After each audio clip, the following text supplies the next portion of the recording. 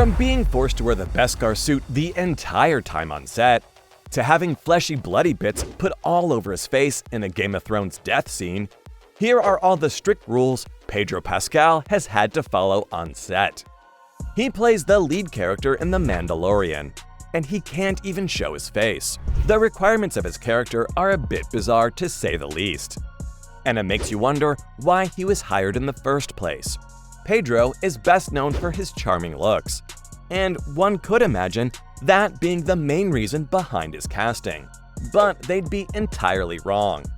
The directors saw something else entirely, because they were obsessed with his performance, even though the man constantly wears a helmet. He belongs to a Mandalorian sect that believes in hiding their faces. So that's how things have to remain as long as he stays part of the franchise. Think about it. If Pedro can sweep entire audiences off their feet while hidden behind a mask, it's clear that the man can wreak havoc with his talent. But when he talked about working with the large covering on his face, he mentioned how he can't see clearly through it all. It's not a one-piece suit. He's wearing pants. There's such incredible work that's done by Brendan Wayne and by Lateef Crowder, and he probably dreads the moment he has to get up and put his mask back on, practically every time his scene comes up. I never thought about his vision being messed up, because every time they show his character Din Djarin's point of view, things seem clear as heck, almost like he's got a 4K vision. In reality though, the man can barely see while filming, which is probably why sometimes Brendan Wayne and Lateef Crowder suit up in his place. But there are a lot more issues with the suit than just the vision. Listening to Pedro dive into the details, the Beskar suit sounds unbearable. In an interview with Empire magazine, he spilled the beans on what it's like to don the costume. And you could never guess what he had to say. Don't get him wrong, Pascal loves being a part of the Star Wars universe, and the role of a fierce bounty hunter is right down his alley. But he also admitted that wearing the suit is the worst part of his character, because it's almost like putting on a full body glove with weights on it. To make things worse, the suit doesn't allow for much expression either. While it helps to fully immerse him in the universe, it's hard for him to convey emotions when his face is completely covered. As if that wasn't bad enough, the narrow slit that he can see through fogs up with his breath. Add to that the fact that there's zero peripheral vision, and the suit sounds practically unwearable. Despite all of this, the actor feels that putting on the suit makes him feel pretty darn powerful. He's instantly transformed into a protector, ready to take on anything that comes his way. But his experience is ruined because of the inconvenience of his getup, which is probably why he tried his best to shift things around. And after a lot of bad blood, he finally appeared in the Season 1 finale with his helmet off. The man hated having that thing on his head the entire time, so it's no surprise that he was campaigning against it. Finally, he got to have his way in the finale of Season 1. And that's when fans got to see Pedro's face for the first time in the show. But it wasn't easy. Getting the showrunners to agree to Din Djarin's rule-breaking act was a big deal. And you wouldn't be wrong to assume that his hate for the suit drove him to his protests. His character was already in an absurd place, considering how he was spending most of his time in the recording booth. But even after the Mandalorian team gave in to his demands, things didn't go as smoothly as you think. One of the weirdest things happened on set right before this scene. The actor broke his nose right before filming his legendary face reveal. So get this, he was running around on tin roofs in some ruins of South America for his scenes, wondering how if he slips, he'd never make it out alive. But don't worry, what gave him an injury was a lot more stupid. While on his way out of the makeup trailer, he simply walked into a piece of plywood. The man has never gotten hurt on the job before, and this was an interesting first time for the actor. But his injury ended up serving a purpose after all. During the Season 1 finale, Mando and his crew were hiding out in the Navarro bar, after which there was a giant explosion. That's when Mando got messed up, and he couldn't run with the others through the sewer anymore. That's when IG-11 offered to patch him up. But Mando protested. insisting that he couldn't take his helmet off.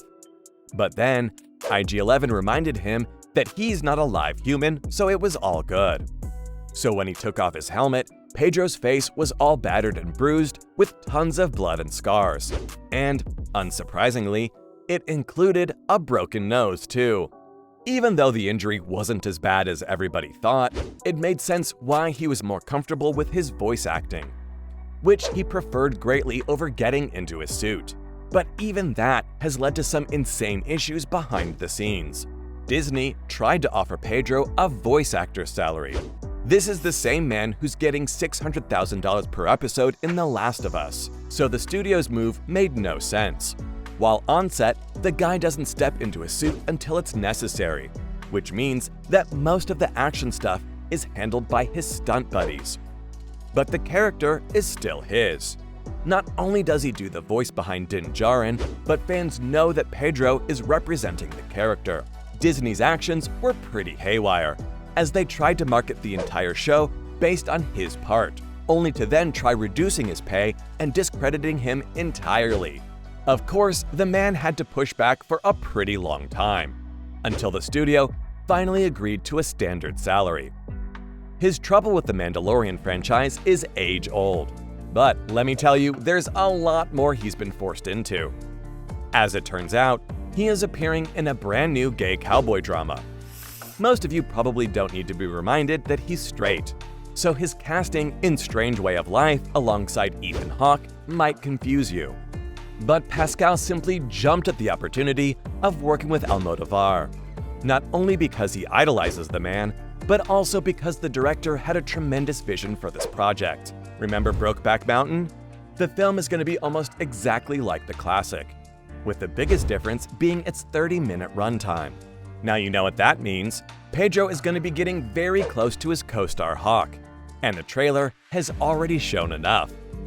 In one scene, you can see Hawke's face mere centimeters away from Pascal's, with sexual tension written clearly in both of their expressions. I don't have to remind you, but the Last of Us actor is a huge action fan. And while his roles haven't always been short on romance, he prefers the fight sequences.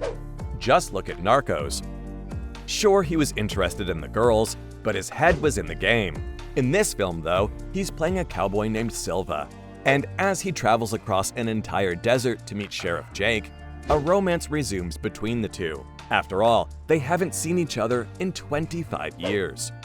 And all that build-up tension is bound to explode one way or another. Sure, Jake has some ulterior motives behind the reunion, because he needs Silva's help to solve a murder mystery, but the show has a massive love confrontation between the two. And it's undeniable that things will be getting super steamy. It's a given that Pedro will be getting naked on set at least.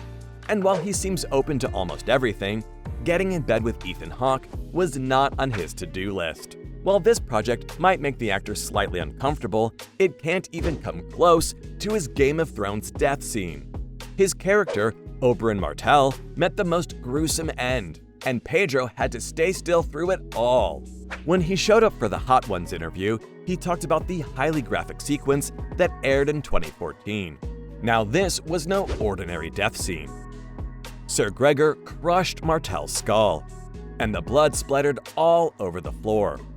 Of course, Game of Thrones is famous for its gore, which Pedro didn't mind much.